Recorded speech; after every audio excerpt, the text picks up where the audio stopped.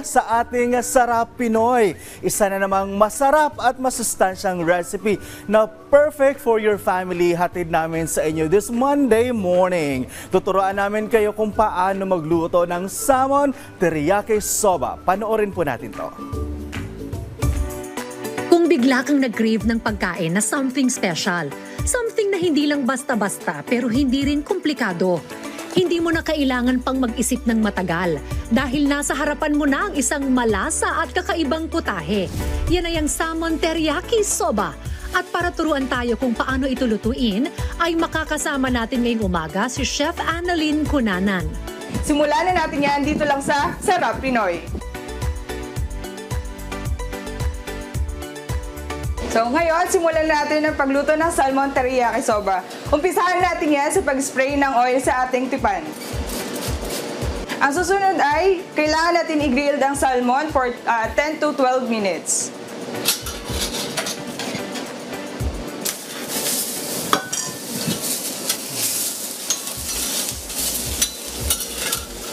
So after 12 minutes, hintayin natin na mag-golden brown ang ating salmon with 55 degrees Celsius on the inside po.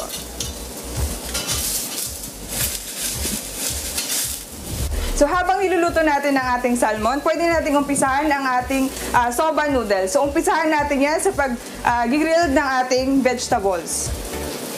So ang ating vegetables po is combination ng ating pak choy, snow peas, red onion, and then leeks po.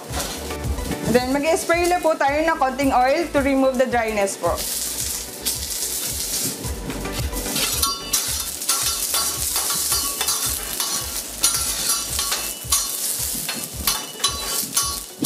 At pwede na rin natin isunod ang ating Sapporo noodles.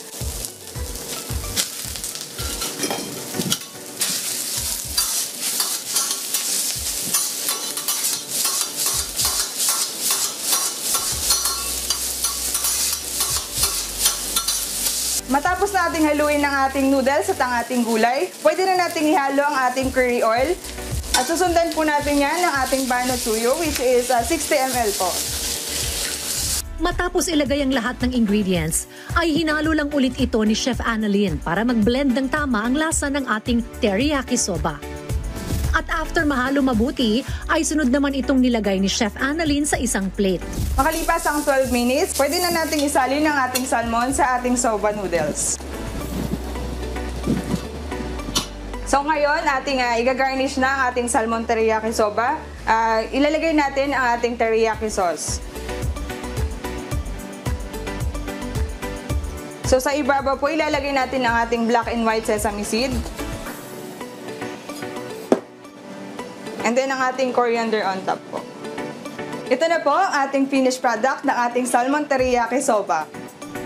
At para naman i-explain ang lasa ng ating dish of the day, ay makakasama rin natin si Christine San Pedro at Jerica Gemzon. Ang sarap. Lasang-lasa mo yung curry na may onion. Sakto lang yung lasa niya. Hindi nakakaumay.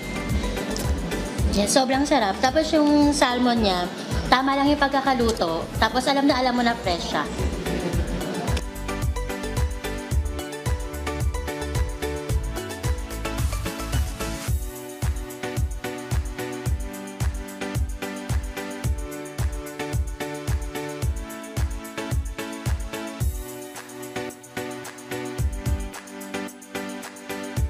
At yun ang deliciously done salmon teriyaki soba.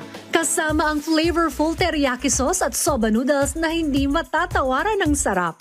Kaya kung gusto mo ng dish na may special twist, ito na ang perfect na recipe para sa'yo.